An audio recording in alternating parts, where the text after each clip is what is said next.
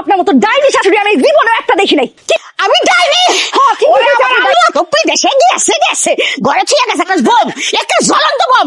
দেখতে তো পুরো লাল সুন্দর, বিকে বিকে ইংলিশ একটা খারাপ। কি কইছে? আমার ঘরেতে বিদায় হবি। আরে অ্যাটম বোমা, ঠিক আছে আজকে আমি আপনার দেখাবো অ্যাটম বোমা কেমনে ফাটায়। কি আমার দেখালে আল্লাহ দেখাইবো।